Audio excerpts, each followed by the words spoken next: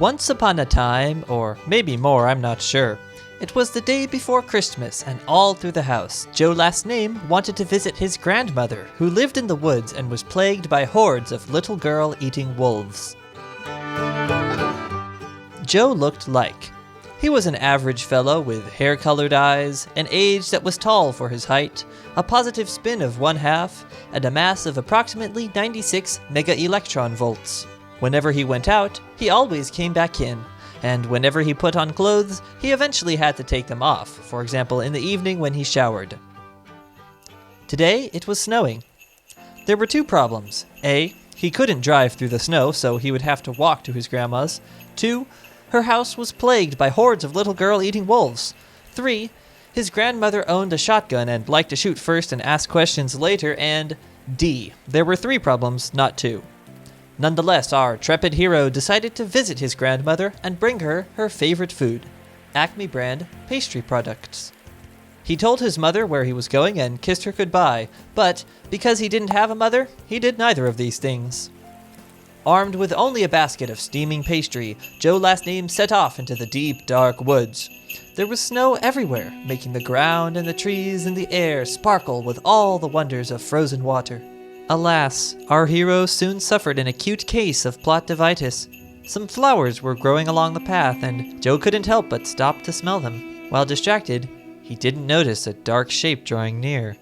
You see, these flowers produced a scent that filled passers-by with the urge to pick up a flower and carry it along.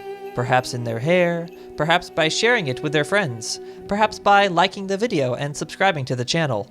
I'm sure David Attenborough could explain it better. The dark shape, a delicious 87% cocoa bar, floated right past his head and he didn't even look up. What a lost opportunity. Then he was approached by a wolf in sheep's clothing.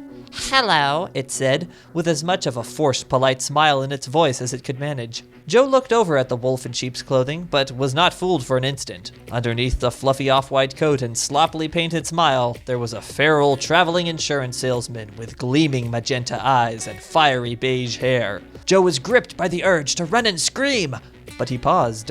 He knew it would only serve to activate the insurance salesman's predatory instincts.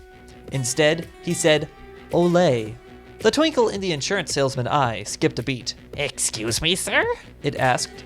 "What was that you said?" Joe last name picked a flower and, putting it in his hair, said, "Ristug im uyoy diterg I." The sheep costume began to shiver.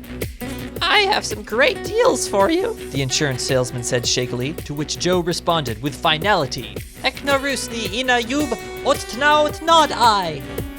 That was too much for the salesman. It fled away screaming. Another win for humanity. During this distracting distraction, Joe hadn't noticed a second dark shape drawing near.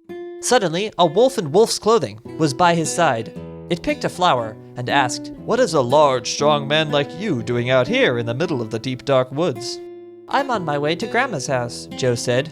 "She lives by the brook, near the old abandoned insane asylum." "I know the place," the wolf said, picking another flower along with Joe.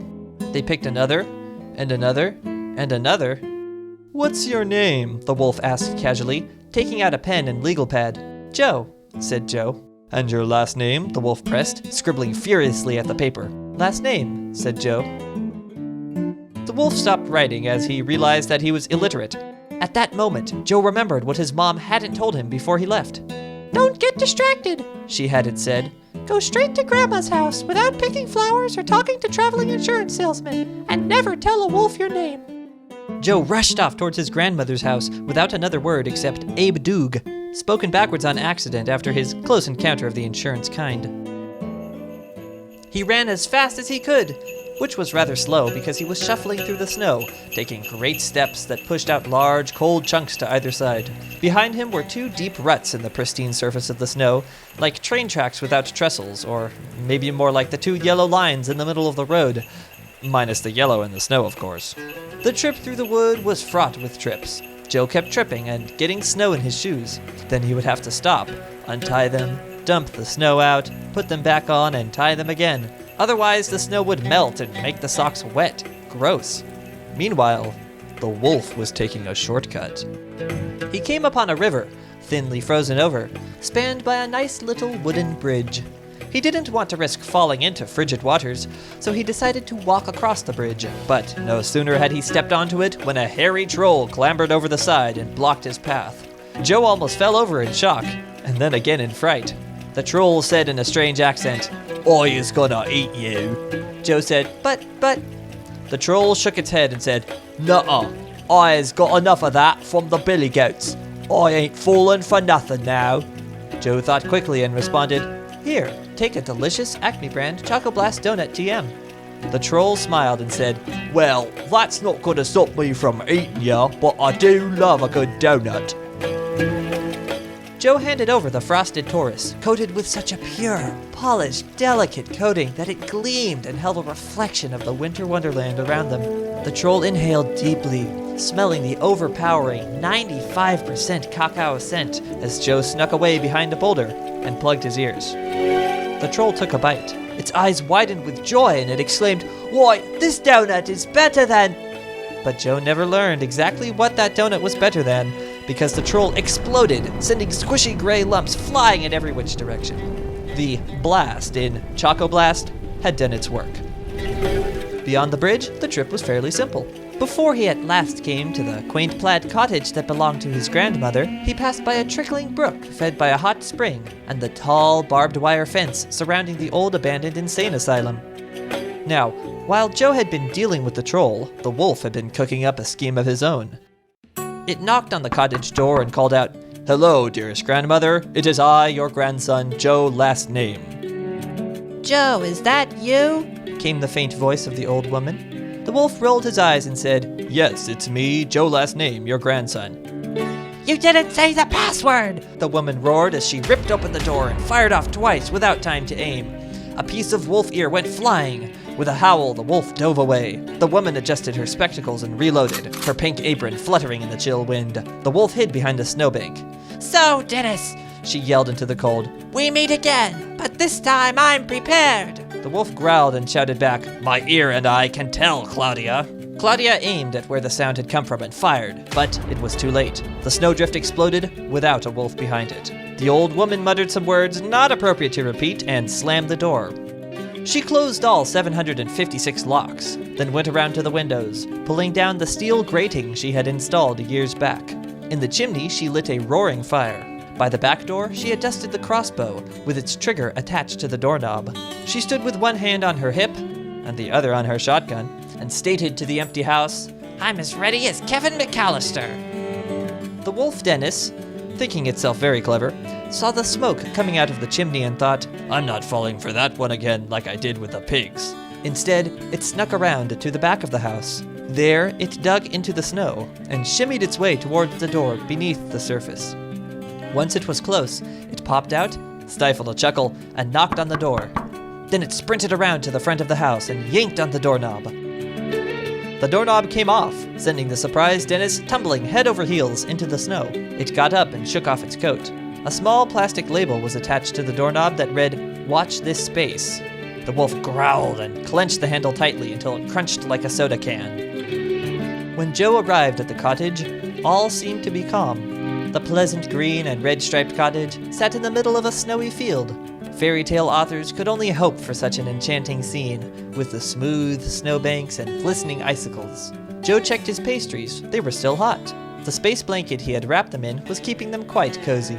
He walked up to his grandma's door and said, "Ich pay Attenley." Immediately there was a sound of 756 locks being undone, and Claudia opened the door. "My dear Joe," she said gleefully.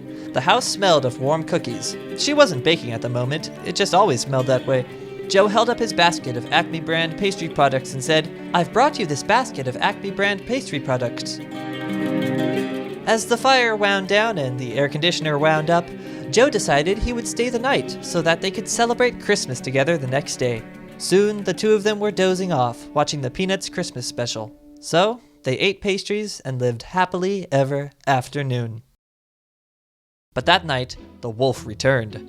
Trailing behind him were 3 feral insurance salesmen, armed with briefcases full of the most dangerous and whimsical of weaponry. The 4 antagonistic antagonists stopped on a hill overlooking the house. The 3 insurance salesmen opened their briefcases and removed magnifying glasses, peering through them into the night. Dennis waved his paw dismissively and said, "It's nighttime. That won't work." Apparently, he had spent too much time burning ants. One of the insurance salesmen handed him a magnifying glass, which to his surprise had night vision. One moment, the land was dark, the moon cast in shadow by clouds. The next, everything was lit up in an eerie green hue. Dennis looked around and said, "What's next? A paper airplane bombing squadron?" Without answering, the insurance salesman took out a staple remover, a bunch of paper clips, 4 hole punches, and a heavy-duty rubber band. The wolf eyed them dubiously as they constructed what looked like a hodgepodge of office supplies. The paper clips were pieced together into a long chain. They attached the staple remover on one end. A hole punch was handed to Dennis. A salesman aimed a rubber band at the house using the good old rubber band technique. Then she wrapped it around the staple remover and fired. The aim was far higher than the house.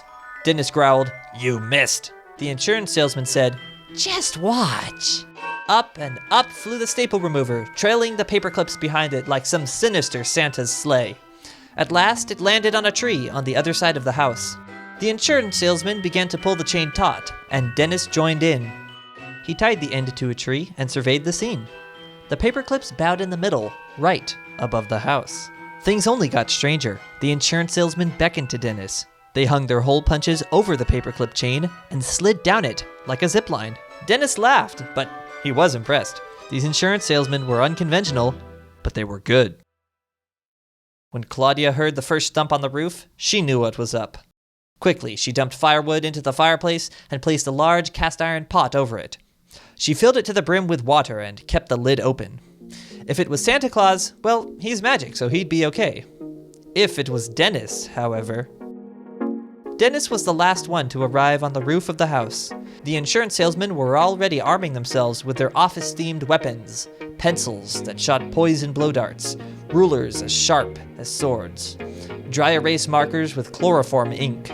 Dennis cackled with glee, examining a glue bottle that held an instant oil slick inside. Then he chose some CDs with Ninja Star flight patterns. Together, he and the insurance salesman attached themselves to bungee cords made from rubber band balls and descended down the chimney. The next morning, Joe Last Name had to admit that Claudia's Christmas stew tasted better this year than it ever had before.